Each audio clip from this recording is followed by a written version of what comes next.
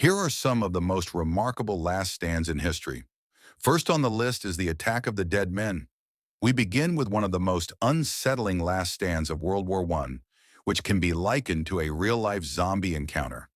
It is the year 1915, and the grim realities of modern warfare are vividly evident across Europe during the Great War. New weaponry is being introduced into combat daily, yielding horrific and unprecedented outcomes, and this account is no different. The German army has initiated its advance into the Eastern Front, setting its sights on Ozovik Fortress, a critical stronghold located near the western border of the Russian Empire. This fortress serves as a vital choke point, controlling one of the few rail lines leading into the region. The Germans had been striving to capture Ozovik since the previous year, but faced significant resistance from the Russian defenders stationed there. Despite often being outnumbered 10-1, the Russians have successfully held the fort against two aggressive assaults with a fighting force of approximately 900 soldiers and militia. By late summer, German Field Marshal Paul von Hindenburg insisted that Ozovik be captured by any means necessary. Thus, on August 6th, when the winds were favorable, the Germans unleashed a terrifying new weapon upon the men within the fortress walls. At 4 a.m., the Germans commenced artillery fire on the fortress, and the Russian defenders braced themselves for impact. They had endured this before, and it appeared to be yet another routine bombardment. However, on this particular morning, a strange green fog began to seep past the trenches and into the fort. As the mist enveloped the Russians, their eyes started to burn. They began to cough uncontrollably, and with each painful breath of the green fog, their lungs rapidly filled with blood. In a state of panic, a soldier turns to witness his comrade collapsing to the ground in a severe coughing fit, blood pouring from his eyes, nose, and mouth. The Germans had deployed chlorine gas against the defenseless soldiers, which upon contact with soft tissue transforms into hydrochloric acid. The Russians lacked gas masks and were effectively being dissolved alive by the lethal green fog. Men stationed towards the rear of the fort hurriedly soaked pieces of cloth in water and urine, wrapping them around their faces in a desperate effort to survive the gas assault. However, this proved to be in vain, and within minutes, all 900 defenders appeared lifeless on the ground. Approximately an hour later, the Germans equipped themselves with gas masks and commenced their advance into the fort. As they approached the trenches, they were met with the horrifying efficacy of their new chemical weapon. The bodies of deceased Russian soldiers lay contorted in agony, all seemingly having succumbed to choking on their own blood. Their futile attempts at makeshift face masks, stained red, clung to their faces. Their blinded eyes, raw and resembling ground meat, gazed skyward, unable to close once more. These German soldiers had never witnessed the atrocities of chemical warfare firsthand and were profoundly disturbed by its inhumane consequences. Yet as they proceeded into the fort, they began to hear rustling among the lifeless bodies.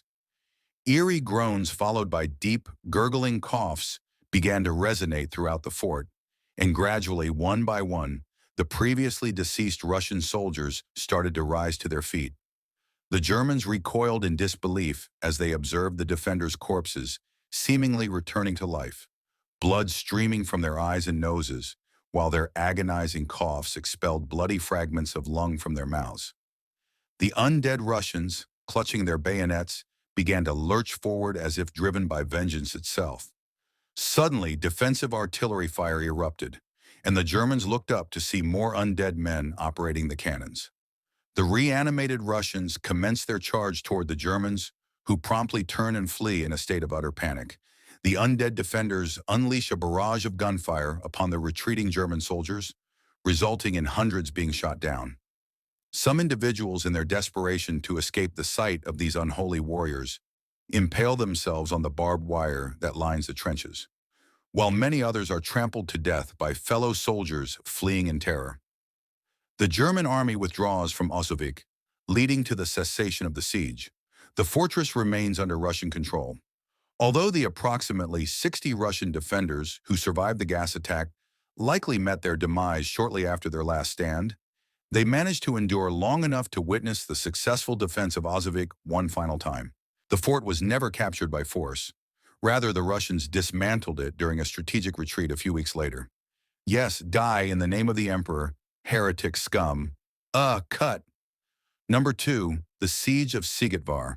The year is 1565, and the Ottoman Empire has rapidly ascended to become one of the most formidable empires in history. Under the command of Suleiman the Magnificent, the Ottomans have advanced westward with great momentum, now finding themselves at the threshold of Europe. He sets his ambitions on Vienna, the final bastion of defense for the European continent, in the residence of the rulers of the powerful Habsburg Empire. Throughout his 4-decade reign, Suleiman has truly embodied his moniker. But now in his 70s, his health has begun to deteriorate. If he intends to launch an invasion of Europe, it must occur promptly. Thus, on April 29, 1566, he gathers his army and initiates his final march towards Vienna. However, en route, his troops encounter a small fortress known as Sigetvar, which adamantly refuses to capitulate. The fortress is under the command of a man who has consistently been a source of irritation for him, the Croatian Count Nikola Zrinski. By this point, Zrinski and Suleiman are well acquainted with one another. Zrinski played a crucial role in the defense of Vienna during the initial Ottoman assault in 1529, and he participated in numerous successful defenses against Suleiman's troops. As a devout Christian, he harbored a deep animosity towards the Ottomans and dedicated his life to protecting Europe from their dominion. Aware that Zrinski was stationed at this fortress, Suleiman commanded his forces to halt and establish a camp. They planned to capture Sigetvar within a few days and eliminate this persistent nuisance once and for all before advancing on Vienna. Thus, on August 1st, Zrinski gazes upon the multitude of Ottoman soldiers amassing across the moat of his fortress, realizing that the situation is about to deteriorate rapidly.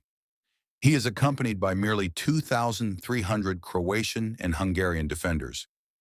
Even if he were to request reinforcements, they would still be insufficient to contend with such a vast army. More likely than not, his destiny is predetermined. However, the fate of Vienna and the Habsburgs may not be as sealed. While he may not endure the impending siege, there exists a possibility that he can halt Suleiman's advance here and prevent him from reaching Vienna. Zrinski assembles his men, who by this point have all witnessed the Ottoman forces outside their fort. He reminds them of their obligation to fight to the last man against these invaders, and he vows to personally execute any coward or deserter. Unsurprisingly, they all pledge to defend the fort until the very end. To truly grasp the magnitude of the impending battle, one must comprehend the peculiar structure of the Sigetvar fortress. Indeed, Sigetvar consisted of 3 islands, each housing a distinct fort: the New Town, the Old Town, and the Citadel. The only access to the Old Town is via a bridge from the New Town, while the sole route to the Citadel is through the bridge originating from the Old Town.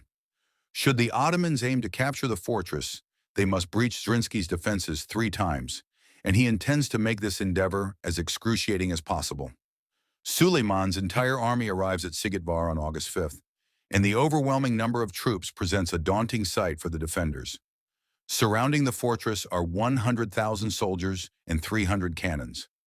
In a show of defiance, the defenders hang vibrant red cloth from the fortress walls, mockingly greeting the Sultan's men as esteemed guests, followed by a solitary cannon shot aimed directly at the Ottoman forces. The message is unmistakable and requires no interpretation. If you desire this fort, you must come and seize it. The Ottoman siege commences on August 6th, and their cannons swiftly devastate the new town. Against all expectations, Zrinski's defenders managed to return fire and successfully repel the initial assault, inflicting significant losses on the Ottoman invaders. However, this triumph is fleeting, as a substantial section of the new town walls collapses on August 9th, compelling Nicola's troops to retreat across the bridge into the Old Town. Despite his rapidly declining health, Suleiman personally arrives at Sigetvar on the same day. He wishes to witness Zrinski's demise firsthand. The Ottomans promptly organize their forces in the new town and initiate their attack on the Old Town on August 10th. Cannons and artillery bombard the fort's walls from every angle, and Suleiman's generals command full-scale assaults on the main gates of the Old Town. Zrinski's forces successfully repel the relentless assault 10 times, inflicting significant casualties on the invaders. However, the Old Town ultimately succumbs on August 19th, forcing Zrinski's men back into the citadel. Some of his troops positioned near the front line are ambushed while rushing towards the final bridge, compelled to witness in despair as the gates close behind them. At this juncture, the Ottomans have incurred far greater losses than they had anticipated, yet Zrinski's forces have also endured severe casualties. Only 600 out of the original 2,300 defenders remain alive. Sensing that time is against him, Suleiman begins dispatching messages to Zrinski, urging him to surrender. He offers Zrinski governance over all of Croatia if he relinquishes his allegiance to the Habsburgs, but this proposal is met with indifference. Without a reply, the Ottomans resort to firing letters into the citadel, assuring Zrinski's troops that their lives will be spared if they capitulate, yet not a single man chooses to leave. With diplomacy having failed completely, the Ottomans recommence their assault, managing to create a substantial breach in the citadel's wall. The buildings on the last island ignite due to the explosion, and Zrinski and his men brace themselves for a final defense. However, unexpectedly, no attack follows. Unbeknownst to the defenders, a wave of dysentery has swept through the Ottoman camp, likely due to the contaminated water surrounding the fortress. Suleiman himself, already in a frail state, reportedly contracts the same illness and passes away in his tent on September 6th.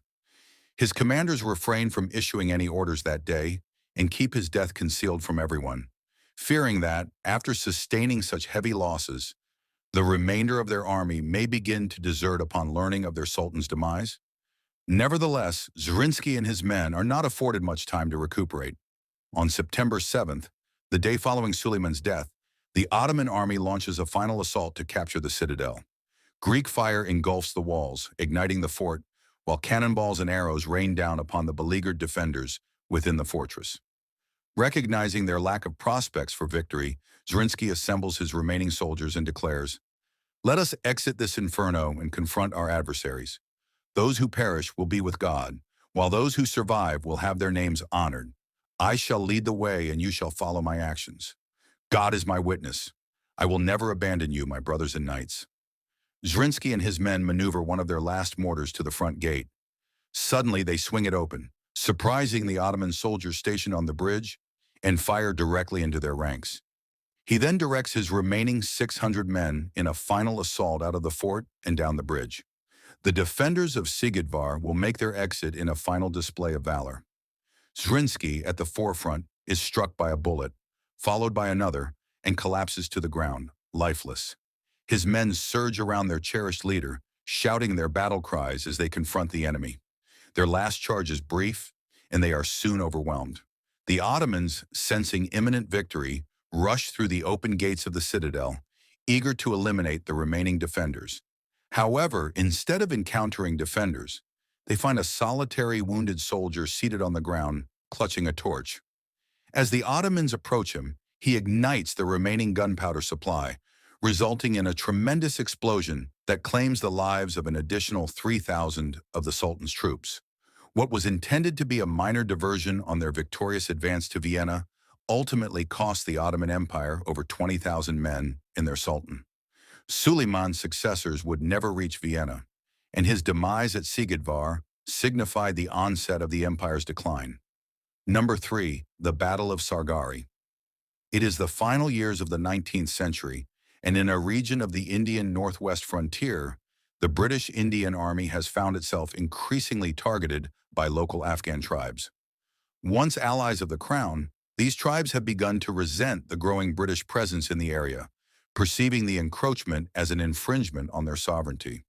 To protect their newly acquired territory, the British Indian Army repurposed forts constructed by the conquered Sikh Empire near the Khyber Pass, stationing members of the 36 Sikhs, an infantry regiment composed of Sikh soldiers from the Punjab region, to man these forts.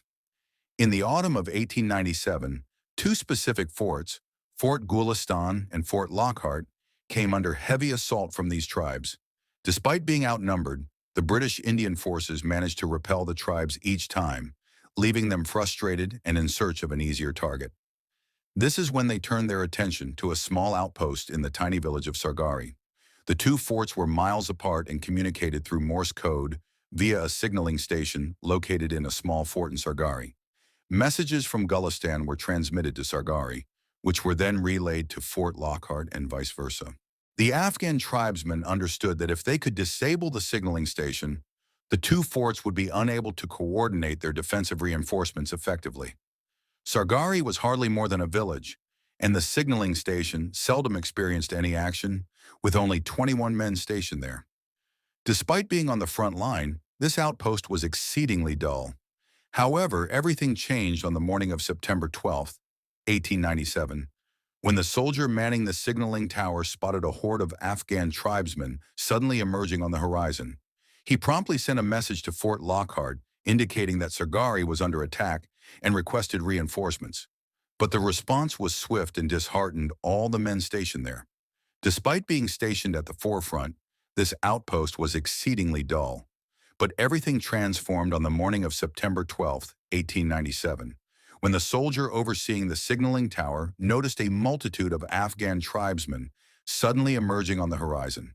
He promptly dispatched a message to Fort Lockhart indicating that Sargari was under siege and requested reinforcements, but the response was immediate and it disheartened all the men present. All available forces were stationed too far away, and the other forts could not be left without personnel. No reinforcements would arrive. Fort Lockhart then communicated to Sargari that they estimated 10,000 tribesmen advancing towards their position. At this juncture, Havildar Ishar Singh, the commander of the outpost, directed his 20 soldiers to fight until the end and do their utmost to halt the encroaching horde. Although it was highly likely they would perish that day, they might be able to buy sufficient time for reinforcements to reach the other two forts. Confronting death, each man solemnly accepted his destiny and sprang into action. They swiftly fortified the gates of the fort, took their positions atop the wall, and anxiously awaited as the massive wave of tribesmen drew nearer.